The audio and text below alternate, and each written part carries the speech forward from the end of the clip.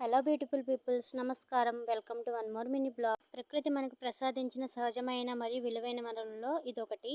అదేంటిదో కాదు, తాటి చెట్టు. ఈ చెట్టు నుంచి వచ్చే తాటికాయ అయితే ఎన్నో రకాల పోషక విలువలను అయితే కలిగి ఉంటుంది. ఈ చెట్టు నుంచి వచ్చే ప్రతి భాగం అయితే మనిషికి ఏదో ఒక విధంగా ఉపయోగపడుతూనే ఉంటుంది. వేసవి కాలంలో తప్పించి వర్షాకాలంలో అలాగే శీతాకాలంలో అయితే ఈ తాటికాయలు దొరకవు కాబట్టి దొరికినప్పుడే వీటిని అయితే స్టోర్ చేసుకోవాలి. మరి ఈ తాటికాయల నుంచి తాటి గుజ్జుని తీసి ఏ విధంగా స్టోర్ చేసుకున్నానో చూపిస్తా. ఇలా మనకి తాటికాయలు ఎక్కువగా దొరికినప్పుడు వాటిని అయితే మంచిగా వాష్ చేసుకుని పైన ఉన్న పీల్ని అయితే తీసేయాలి. తాటి గుజ్జు పైకి వచ్చేలాగా తాటికాయలను అయితే నొక్కుంటూ మెత్తగా చేయాలి. అలా మెత్తగా నొక్కిన తాటికాయలను అయితే జల్లెడకి వేసి బాగా రుద్దుకుంటూ అయితే తాటి గుజ్జుని సెపరేట్ చేసుకోవాలి. తడి అనేది తగలకుండా ఉంటే ఎక్కువ రోజులు నిల్వ ఉంటుంది. ఇప్పుడు ఈ తాటి గుజ్జును గాలి వెళ్లకుండా టైట్ గా ఉండే ప్లాస్టిక్ డబ్బాలో గానీ బాక్స్ లో గానీ వేసి మూత గట్టిగా పెట్టుకుని డీప్ ఫ్రిడ్జ్ లో పెట్టుకోవాలి. 2 days లో వాడుకునే లెక్క అయితే నార్మల్ ఫ్రిడ్జ్ లో కూడా పెట్టుకోవచ్చు. నీళ్లు తగలకుండా చూసుకోవాలి.